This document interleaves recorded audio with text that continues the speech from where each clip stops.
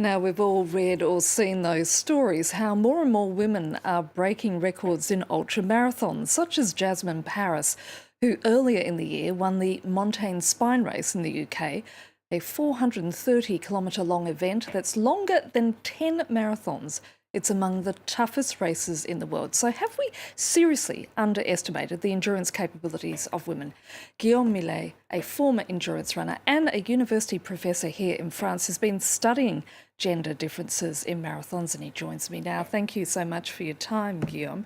So let me start by asking you, have we significantly underestimated a woman's strength? I guess so, yes. If you ask me that if I am impressed by what Jasmine did in January, yes, I'm impressed because she beat all men, so that's very impressive. But I am not surprised. I guess most people are, but I'm not surprised that she has been able to finish the race in that time. But I have at least 7 or 8 other names of females that have done the same, like beating all males overall. What did you actually discover in your research? We studied the muscle fatigue. So we compare two groups of female and males of similar relative level of performance. And what we found is that the muscle fatigue was actually lower in females compared to males. So one explanation for that is that they are intrinsically more fatigue resistant, but the other possibility, and it's impossible to decide which one is the good one, or maybe a combination of both, is that the women are a bit more conservative, in a sense that they push maybe less. That's an option. We cannot rule out this explanation. So there are psychological factors that kick in as a result. It is possible, but when you not in our study, but when you look at the literature, scientific literature, there are other reasons to believe that actually females tend to close the gap between the sex when the distance increases. For instance, they are more able to use fat, which is an advantage in a super long distance.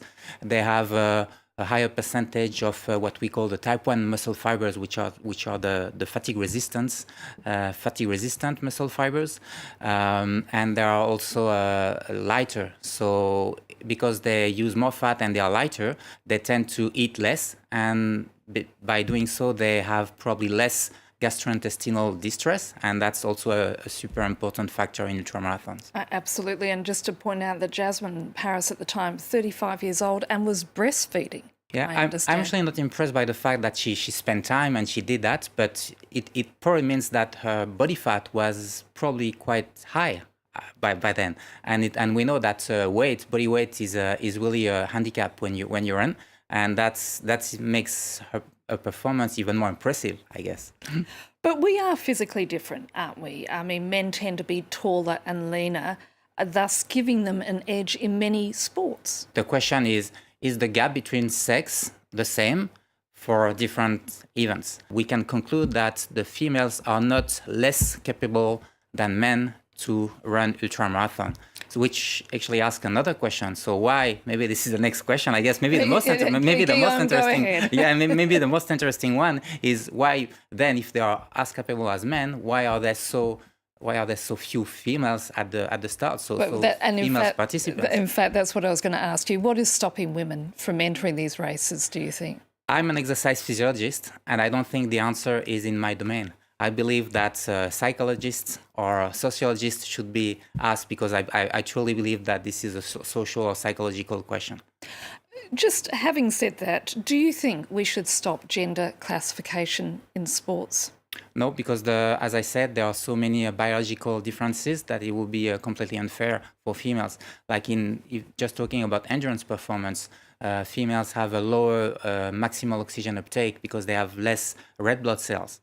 So this is like that. You cannot change that, and they have more body fat. Even like the skinniest females will have a higher percentage body fat, so they are heavier. So it's unfair if we remove the sex categories.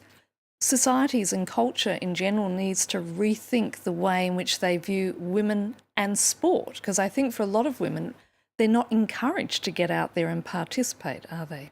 Exactly, and that's why those performances, even if it's pretty rare, it's a very good thing because it shows to women that it is possible, and females are truly able to do those kind of extreme performances, and it's important. It's a good example in my opinion. Guillaume Millet, thank you. Thank you.